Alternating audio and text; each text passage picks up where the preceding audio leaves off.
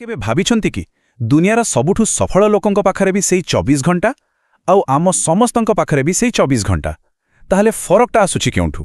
ଫରକଟା ହେଉଛି ଆମେ ଆମ ମସ୍ତିଷ୍କକୁ, ଆମ ବ୍ରେନ୍କୁ କେମିତି ବ୍ୟବହାର କରୁଛୁ।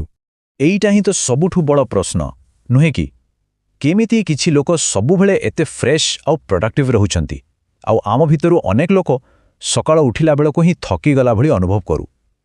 କେବେ କେବେ ତ ଏମିତି ଲାଗେ ଯେମିତି ଆମ ନିଜ ମସ୍ତିଷ୍କ ହିଁ ଆମର ସବୁଠୁ ବଡ଼ ଶତ୍ରୁ ପାଲଟି ଯାଇଛି।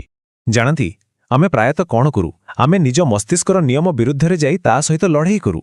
କିନ୍ତୁ ଯଦି ଆମେ ତାର ନିୟମଗୁଡ଼ିକୁ ଟିକେ ବୁଝିଯିବା, ତେବେ ତା ସହିତ ମିଶି କାମ କରିବା ବହୁତ ସହଜ ହୋଇଯିବ। ତେବେ ଚାଲନ୍ତୁ ଆଜି ସେହି ନିୟମଗୁଡ଼ିକୁ ଟିକେ ଭଲ ଭାବରେ ବୁଝିବା।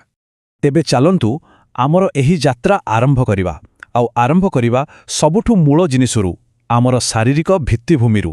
କାରଣ ମନକୁ ଶକ୍ତିଶାଳୀ କରିବା ପାଇଁ ଏକ ସୁସ୍ଥ ଶରୀର ହିଁ ପ୍ରଥମ ଆବଶ୍ୟକତା।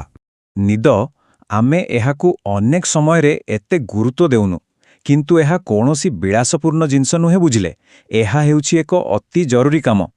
ରାତିରେ ଯେତେବେଳେ ଆମେ ଶୋଇପଡ଼ୁ, ଆମ ମସ୍ତିଷ୍କ ଦିନସାରାର ଅଦରକାରୀ ଚିନ୍ତା, ଦ୍ୱନ୍ଦ୍ୱ ଏସବୁକୁ ସଫା କରିଦିଏ। ଟିକେ ଭାବି ଦେଖନ୍ତୁ ତ, ଗୋଟେ ଭଲ ନିଦ ପରେ ସକାଳେ ଛୋଟ ଛୋଟ ନିଷ୍ପତ୍ତି ନେବା ବି କେତେ ସହଜ ଲାଗେ। ମାନସିକ ସ୍ପଷ୍ଟତା ପାଇଁ ଏହା ଅତି ଜରୁରୀ। କେବେ କେବେ ଲାଗେ ନା ଯେମିତି ମୁଣ୍ଡଟା ପୁରା ଜାମ୍ ହେଇଯାଇଛି, କିଛି କାମ କରୁନି। ସେହି ସମୟରେ ଖାଲି 10 ମିନିଟ୍ ପାଇଁ ଟିକେ ବାହାରି ଚାଲି ଆସିଲେ ବି ମୁଣ୍ଡଟା ହାଲକା ଲାଗେ। କାରଣ ବ୍ୟାୟାମ ଖାଲି ମାଂସପେଶୀ ପାଇଁ ନୁହେଁ, ଏହା ହେଉଛି ଆମ ମସ୍ତିଷ୍କ ପାଇଁ, ମାନେ ସିଧାସଳଖ ଇନ୍ଧନ ଭଳି। ଏହା ଆମ ସ୍ମୃତିଶକ୍ତିକୁ ବି ମଜବୁତ କରେ।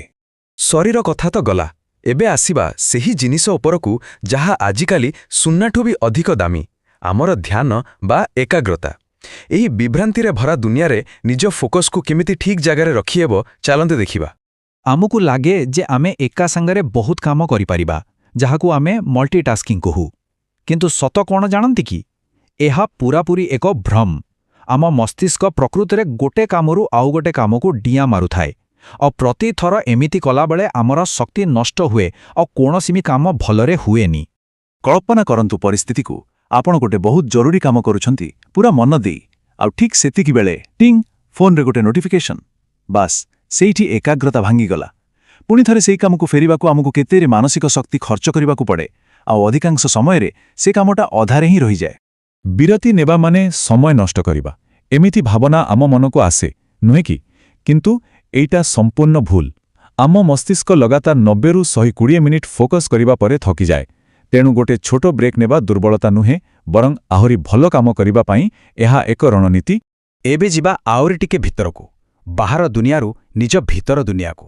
ଏଠାରେ ଆମେ ସେହି ଅଦୃଶ୍ୟ ଶକ୍ତିମାନଙ୍କ ବିଷୟରେ କଥା ହେବା, ଯେଉଁମାନେ ଆମକୁ ଭିତରୁ ନିୟନ୍ତ୍ରଣ କରନ୍ତି, ଯେମିତିକି ଚାପ ଆଉ ଭାବନା। ଏହି କଥାଟା କେତେ ସତ। ଚାପ ଦେଖାଯାଏ ନାହିଁ, କିନ୍ତୁ ଏହା ଆମକୁ ଭିତରୁ ଖାଇଯାଏ। ଏହା ଏକ ଏମିତି ଚୁପଚାପ ଝଡ଼ ଯାହା ବାହାରକୁ କିଛି ଦେଖାଯାଏନି, କିନ୍ତୁ ଭିତରେ ଭିତରେ ଆମର ସବୁ ଶକ୍ତିକୁ ଶେଷ କରିଦିଏ। ଚାପକୁ ଶତ୍ରୁ ଭାବନ୍ତୁ ନାହିଁ, ଭାବନ୍ତୁ ଏହା ଏକ ସଂକେତ। ଯେତେବେଳେ ଆମ ଶରୀର କିମ୍ବା ମନ କହେ ଯେ ବାସ୍ ଏବେ ବହୁତ ହେଇଗଲା, ସେହି ସଂକେତକୁ ଶୁଣିବା ଦରକାର। କିଛି ସମୟ ପାଇଁ ଅଟକି ଯାଇ 2-3ଟା ଗଭୀର ନିଶ୍ୱାସ ନେଇ ପୁଣି କାମରେ ଲାଗିଲେ ଆମେ ବଡ଼ ଧରଣର ମାନସିକ ଅବସାଦରୁ ବଞ୍ଚିଯାଇପାରିବା। ଆମେ ଭାବୁ ଯେ ଆମେ ସବୁ ନିଷ୍ପତ୍ତି ବୁଦ୍ଧି ଖଟେଇ ତର୍କ କରି ନେଉଛୁ, କିନ୍ତୁ ଅଧିକାଂଶ ସମୟରେ ଆମ ନିଷ୍ପତ୍ତି ପଛରେ ଥାଏ ଆମର ଭାବନା। ଯେଉଁ କାମ ସହିତ ଆମର ଭାବନାତ୍ମକ ସମ୍ପର୍କ ଯୋଡ଼ି ହୋଇଯାଏ, ସେହି କାମକୁ କରିବା ପାଇଁ ଆମକୁ ବାହାରୁ କୌଣସି ପ୍ରେରଣା ଦରକାର ପଡ଼େନି। ସେଥିପାଇଁ କୌଣସି କାମ କରିବା ପୂର୍ବରୁ ତା ପଛର କାହିଁକିକୁ ଖୋଜିବା ନିହାତି ଜରୁରୀ। ଆଚ୍ଛା, ଏତେ ସବୁ ଜାଣିଲେ, କିନ୍ତୁ ଯଦି ଏସବୁ ମନେ ନ ରହିଲା ତେବେ ଲାଭ କ'ଣ? ତେଣୁ ଆମର ଶେଷ ଭାଗଟି ହେଉଛି ଜ୍ଞାନକୁ କିପରି ସବୁଦିନ ପାଇଁ ନିଜର କରିହେବ ଆଉ ମନେ ରଖିହେବ। ଗୋଟିଏ କଥାକୁ ବାରମ୍ବାର ଦୋହରାଇଲେ କ'ଣ ହୁଏ?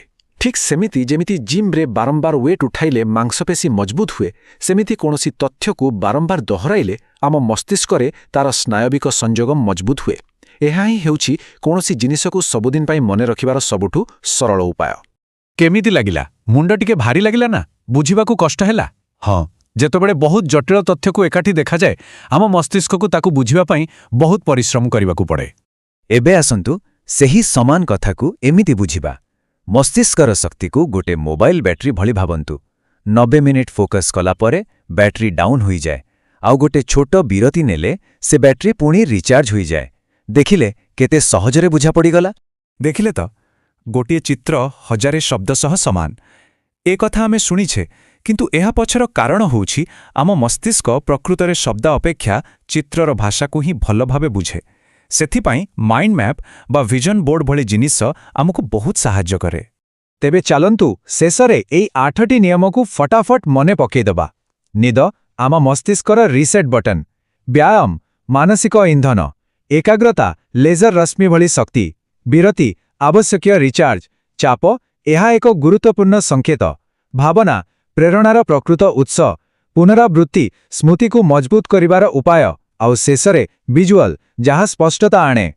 ତେବେ ଏହି 8ଟି ନିୟମ ଏଗୁଡ଼ା ଖାଲି କିଛି ସୂଚନା ନୁହେଁ, ଏଗୁଡ଼ିକ ହେଉଛି ଚାବିକାଠି। କିନ୍ତୁ ଜ୍ଞାନକୁ କାର୍ଯ୍ୟରେ ନ ଲଗାଇଲେ ତାହା ବ୍ୟର୍ଥ। ତେବେ ପ୍ରଶ୍ନ ଏହା ଯେ ଏହି ନିୟମଗୁଡ଼ିକୁ କେବଳ ଶୁଣି ଛାଡ଼ିଦେବେ ନା ନିଜ ଜୀବନରେ ଏହାର ପ୍ରୟୋଗ କରିବା ଆରମ୍ଭ କରିବେ।